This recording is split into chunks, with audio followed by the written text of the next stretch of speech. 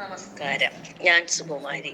Astro service online ഗ്രൂപ്പിന് വേണ്ടിയിട്ട് ഇന്നത്തെ വിഷയം സന്താന പ്രാപ്തിയെ പറ്റിയാണ്. അതായത് പുരുഷ ജാതകത്തിൽ രവി, ഗുരു, ശുക്രൻ എന്നിവയുടെ സ്ഫുടങ്ങൾ കൂട്ടിയാൽ കിട്ടുന്നത് ബീജസ്ഫുടമാകുന്നു. ഈ ബീജസ്ഫുട രാശിയും ബീജസ്ഫുട നവാംശുകവും ഓജരാശിയായി ഭവിക്കുകയും ശുഭ ദൃഷ്ടാദികൾ സംഭവിക്കുകയും ചെയ്താൽ അനായാസേന സന്താന ലാഭം ഉണ്ടാകും.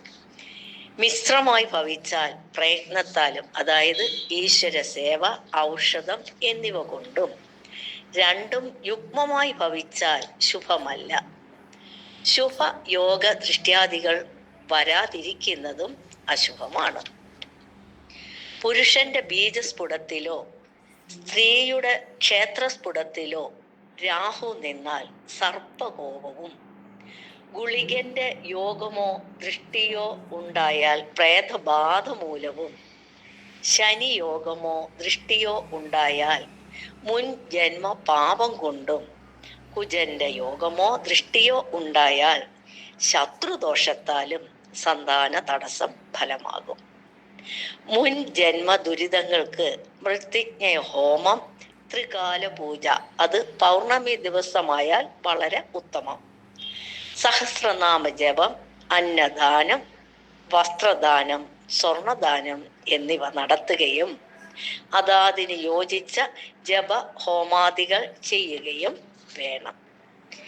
സന്താന പ്രാപ്തിക്കുള്ള അനേക കാര്യങ്ങളിൽ ചുരുക്കം ചിലതു മാത്രമാണ് ഈ പറഞ്ഞത്. ഇനി ജാതക പരിശോധനയിലൂടെ സന്താന തടസ്സ കാരണങ്ങൾ കണ്ടെത്തി അതിന് ഉതകുന്ന പരിഹാരക്രിയ ചെയ്ത് ശുഭഫലം കണ്ടെത്താം.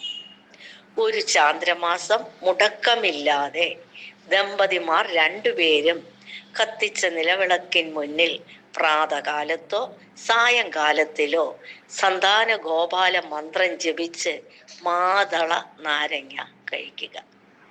കല്യാണാകൃതം സന്താന ഗോപാല മന്ത്രം ജപിച്ച് കഴിക്കുക തുടങ്ങിയ ഈശ്വര സേവയിലൂടെ ഫലപ്രാപ്തി കണ്ടെത്താം. ഇതും ചെറിയ ഒന്ന് രണ്ട് വിഷയങ്ങളാണ് പറഞ്ഞത്. അനേക കാര്യങ്ങൾ സന്താന പ്രശ്നത്തിലുണ്ട്. നന്ദി, നമസ്കാരം.